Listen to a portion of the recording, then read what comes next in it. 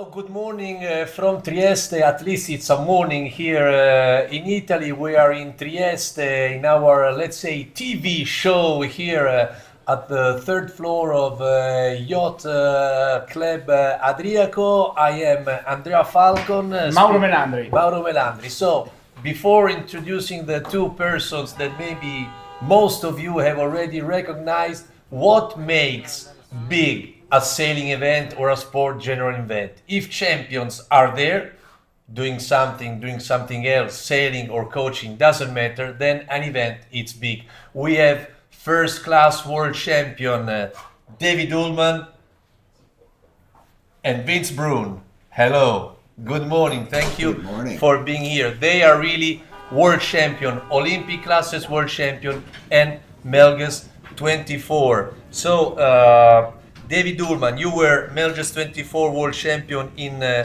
2007. Yes. Vince Brun, you were world champion in the very first two world champions of the class. How does it feel to be still here? This is the 26th edition. So congratulations, first of all, for being here. How does it feel?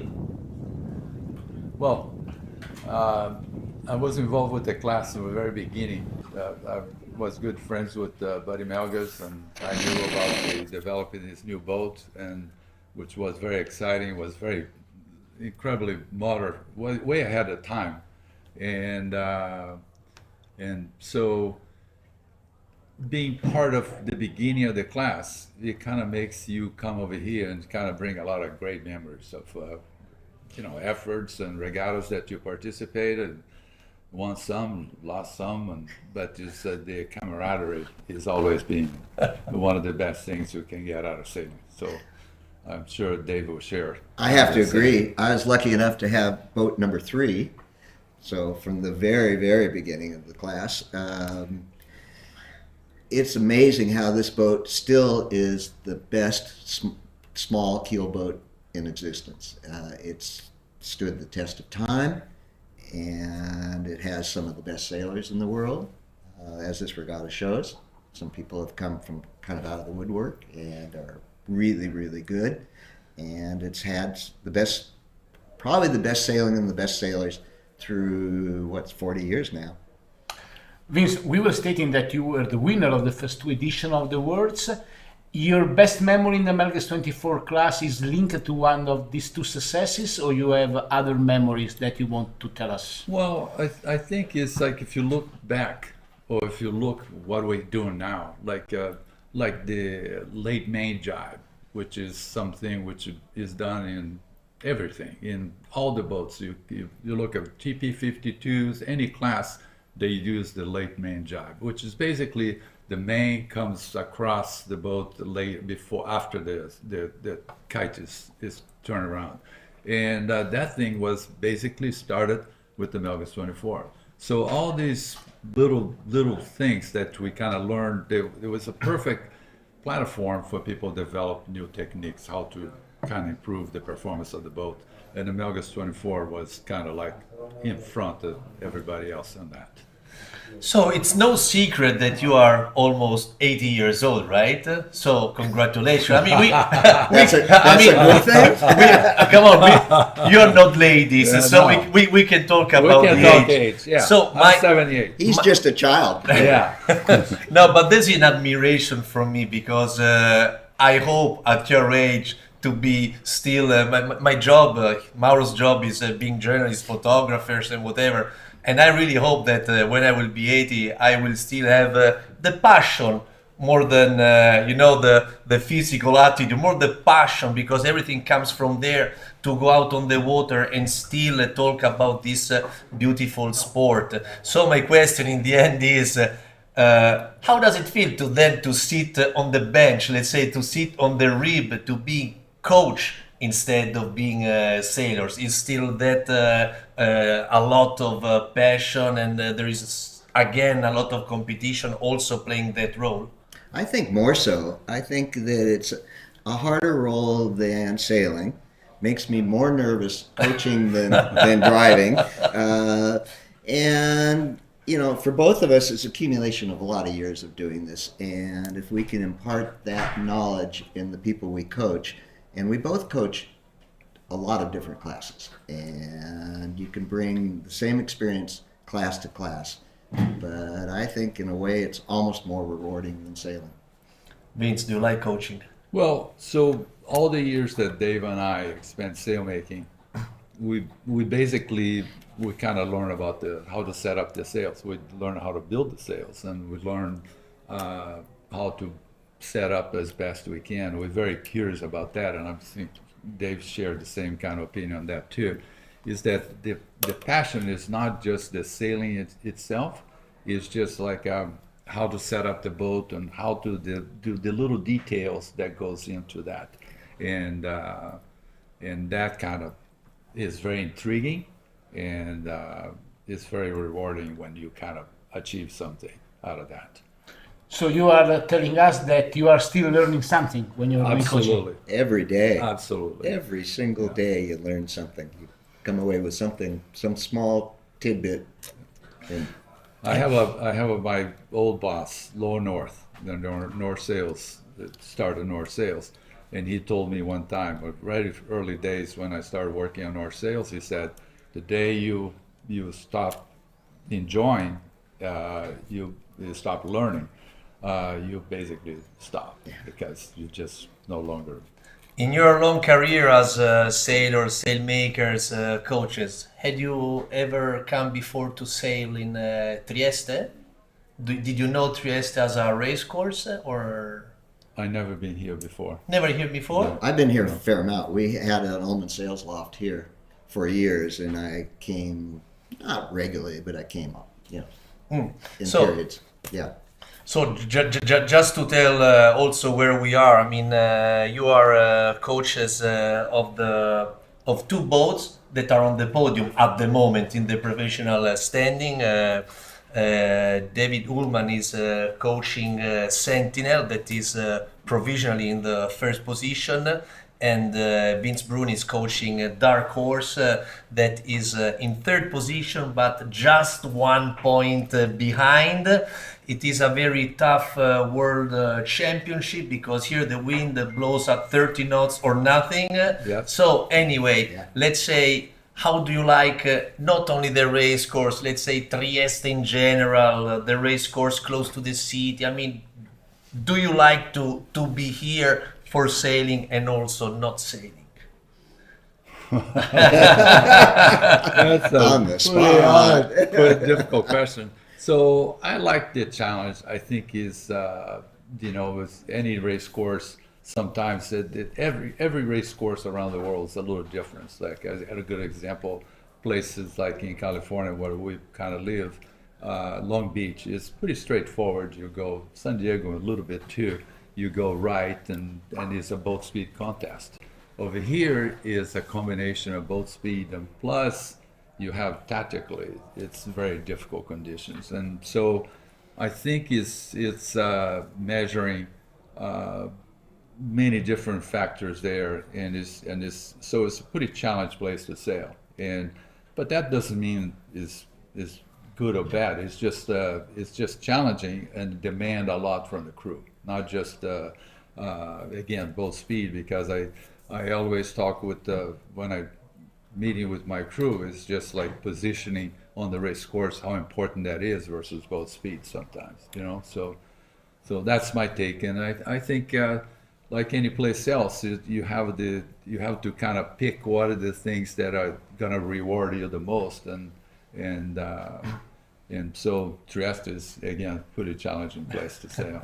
Yeah, it's a place where a coach makes a big difference. Eyes out of the boat is very, very helpful here. So far, the two of us are doing our jobs. We've got a long way to go. Yeah. But you get a place that's difficult, and coaching can really help.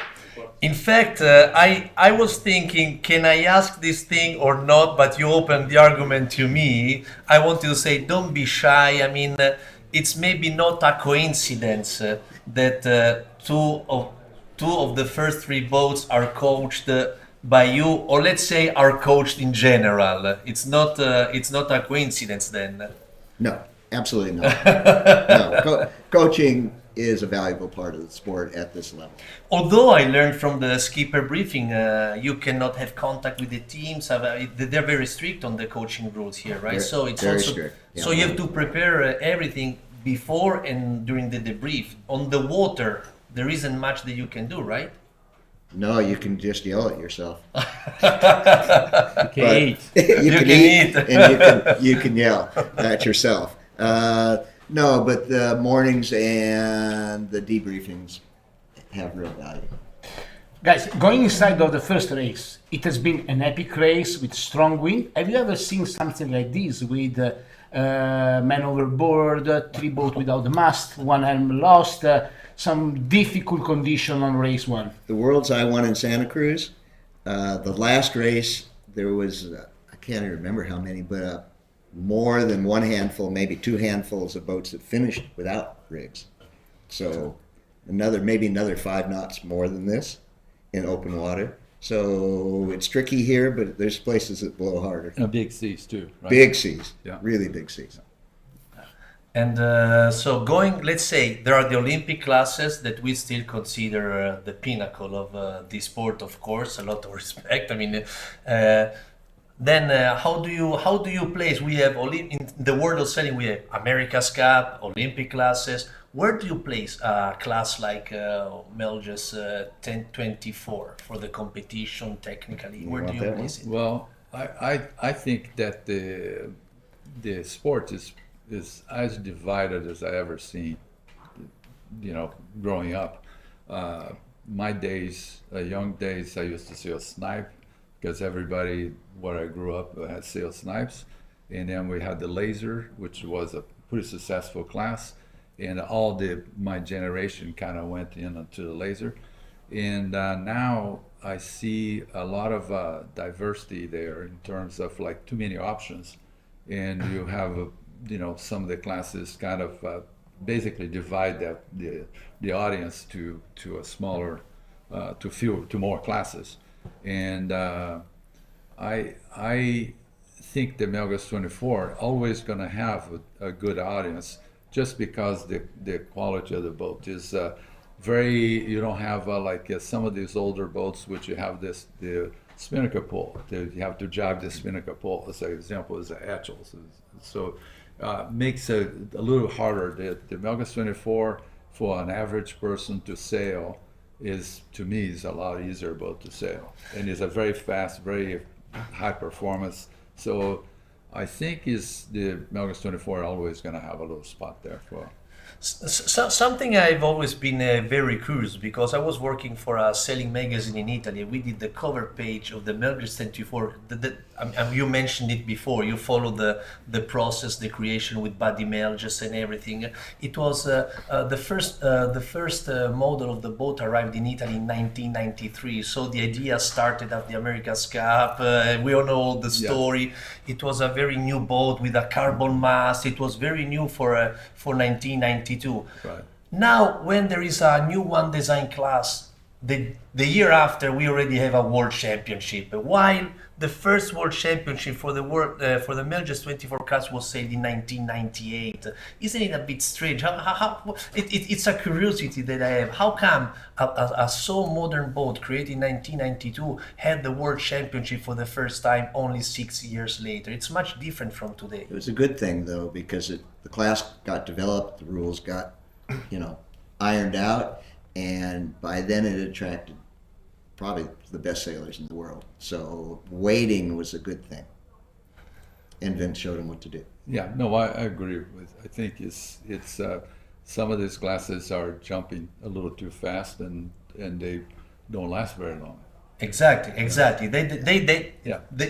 They grow fast and they don't last. Right. That's it. Right. Yes.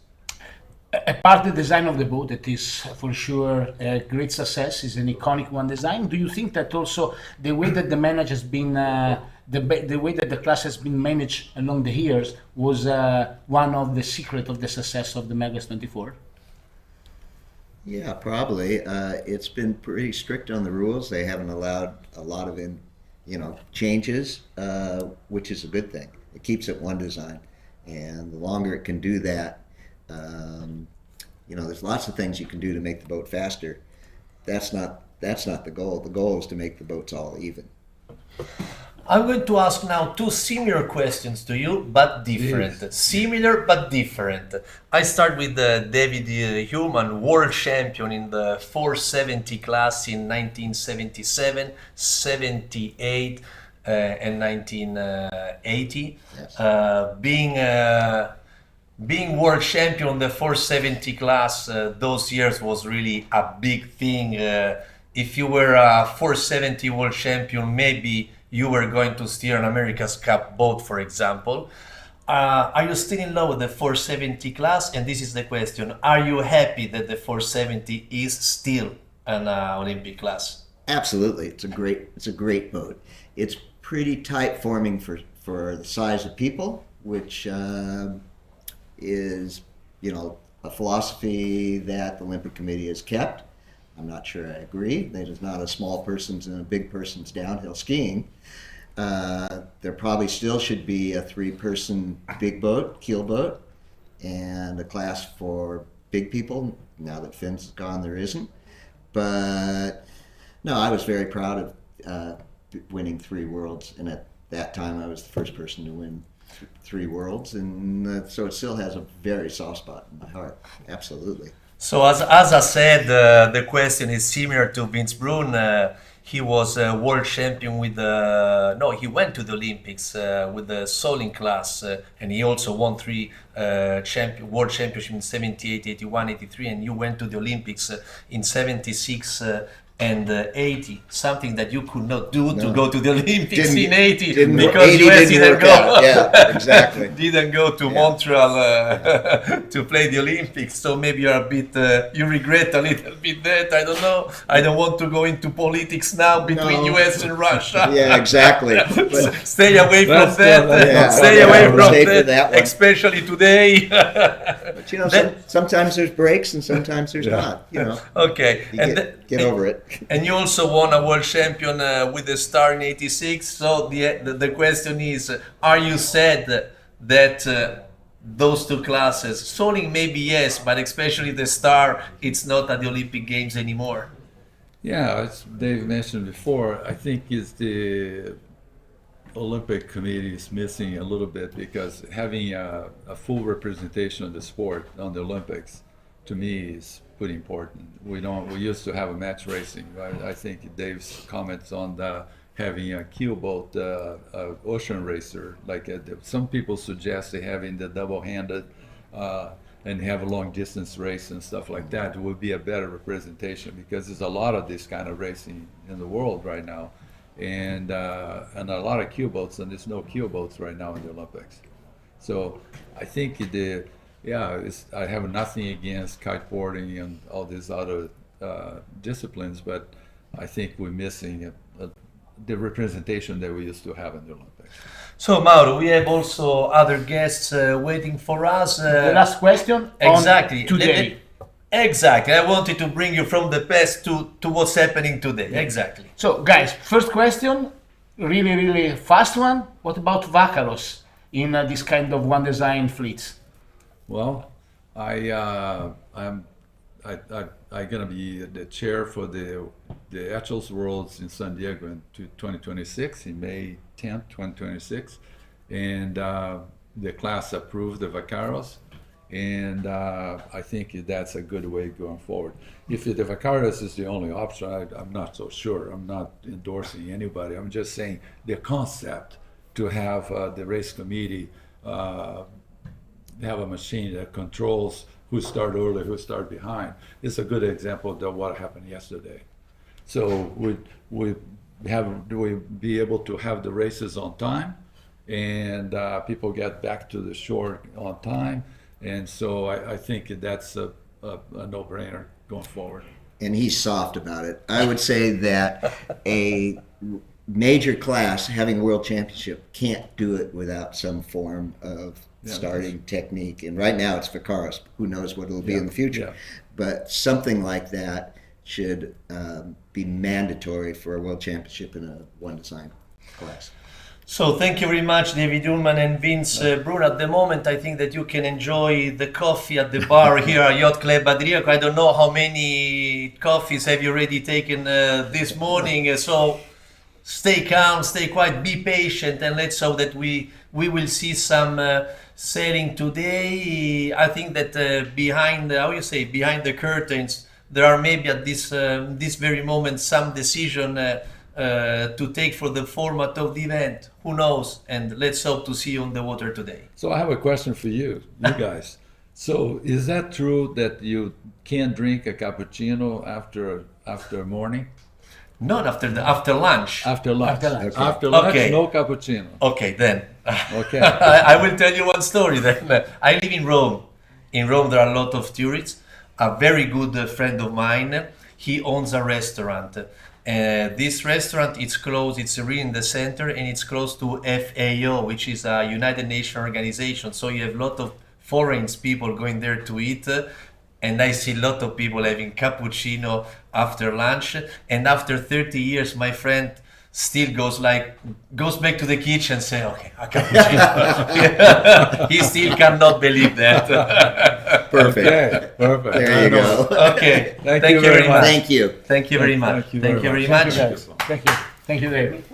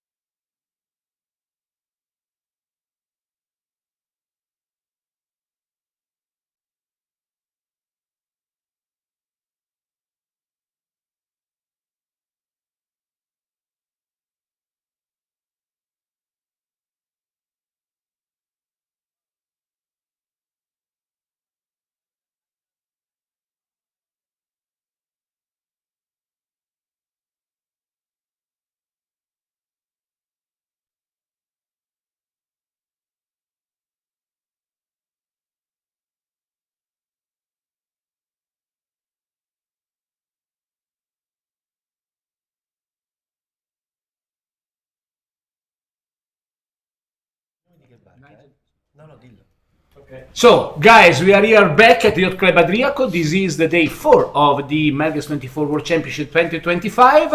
We had a big guest, and now we have another big guest, a big guy sailing in the Melges 24 class from years. Andrea, Yes. we are here with Nigel. Yeah, Nigel, you are sailing on Altea, Italy 722, the boat of Andrea Racchelli, former world champion of the Melges 24 class, but let's go to talk about you because you are sailing in the Melges 24 class, if I'm not wrong, starting from 1993.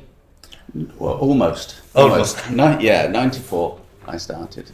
It's very interesting listening because I had the pleasure of sitting in there listening to Vince and Dave, two legends in our sport of sailing, not just Melges 24s, but.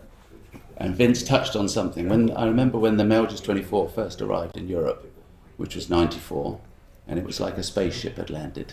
You know, it was such a different boat. We'd not seen anything like it. I think I'm right in saying it was the first asymmetric keelboat,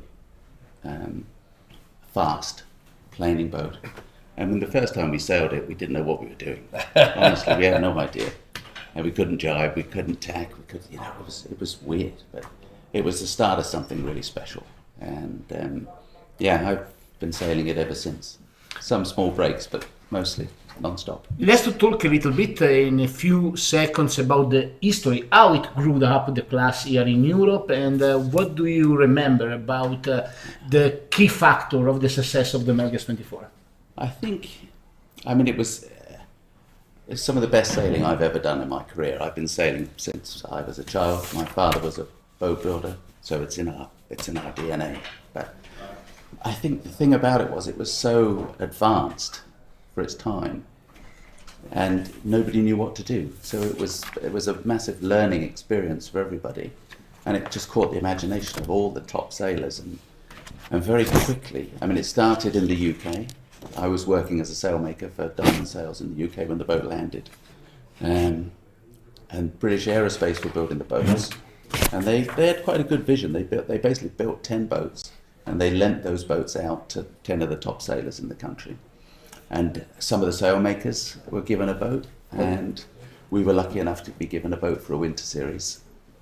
And we started, and we were racing against Laurie Smith and John Merrick, Ian Walker, some of the big guns of sailing. And Laurie Smith for me was a hero. Laurie Smith, for sure. And Laurie, a rock star looking. Yeah. He was similar to Keith Richards from Rolling Stones. Exactly, or Mick Jagger even. Yeah.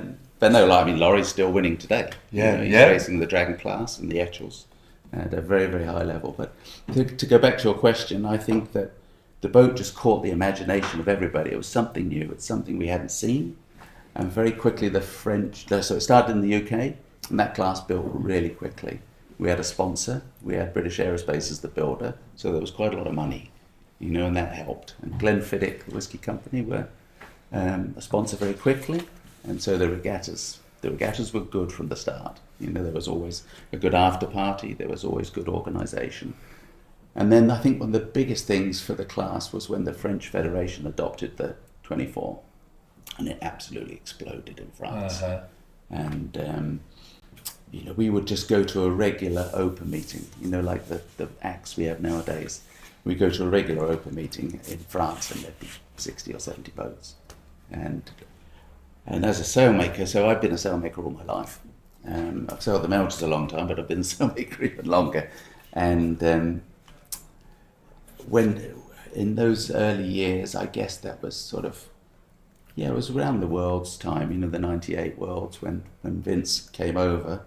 There were probably 30 sailmakers operating in the class, and everything was different. There was the Allman approach was with the Dacron mainsail and the laminate jib. North sails were onto laminate sails all around, and then some of the French companies were trying all sorts of different things. And when we went to France, a little bit like you guys are doing today, not with the live streaming, obviously, because that wasn't invented back then, but they had the French TV there, they had helicopters, and all the big French stars. I remember Luc Perron was sailing, and some of the other big multi-hull guys were brought into the class, and it was unbelievable. We had the Snim Regatta at Easter in Marseille. We had 2001, 2 and 3. We had over 80 boats for that at the Easter Open meeting. We are returning at the time of Sebastian Coe, that was the winner. I have just a question before to have some question from Andrea Falcon. Why do you think that now in French we have no more Melges 24 sailing? I think it's because it's no longer supported by the French Federation. And I don't know why that changed, but the one design classes in France, I'm not an expert on French sailing, but my understanding is if a class is supported by the French Sailing Federation, the yacht clubs all get behind it, and it will grow. It will just happen. And we had, I don't know how many years, but we had a lot of years with the French fleet, very, very strong. Yeah. And maybe it was cost, because the Melges is not the cheapest boat to race. Maybe it was that, and they decided that for their school sailing and universities and things like that, the boat was just too expensive, and then I think they went for the J80 next. Yeah, I think that's what happened, and then we saw a big decline. But fortunately, then Italy joined in, and the numbers got strong here. So. In fact, Nigel, my question is similar to the one of Mauro. This is the 26th edition here in Trieste, organized by Yacht Club Adriaco, and you can see the statistics. We have 10 times world champion was a crew from United States, 9 times was a crew from Italy, so we are already 19. Then there is one that it's USA with Ireland in 2016. Yeah. Then we have two not Italian because they went to Switzerland with with Flavio Flavio, Favini, yeah. Tiziano Nava, Stefano Rizzi, and all those guys. So let's say it was Italian. We have an Australian who won, but Luna Rossa was the team. Yes, So, yes. and then we have one victory from Switzerland and one victory from France. He mentioned that 2004 Sebastian Coe, and then in 2015 Christopher Russ. So it's like it's a big derby between United States and Italy. Why is that? I mean, the Americans have always been strong in the class, obviously, course. because it was born there and got a big following because of the whole Melges family, and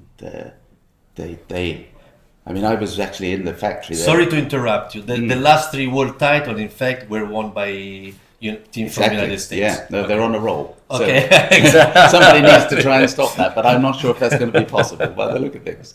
But no, I was going to say I was in the factory with Harry Melges in Zenda recently, and the passion they have for the sport is still alive. And when you speak to Harry now, and obviously there's the legacy of his father, and all the team at Melges Boatworks, you know, they look at sailing as an industry on one hand, but they want to create classes and keep people sailing and make the sport actually available to a larger audience. And you see that now with the new classes that they're doing. But to go back, I think like it developed in the States. We had Vince and Dave Allman doing their thing in the early days.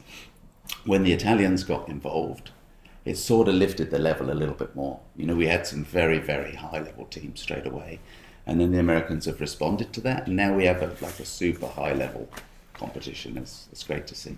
Okay, and then we're talking about helmsmen, not crew members.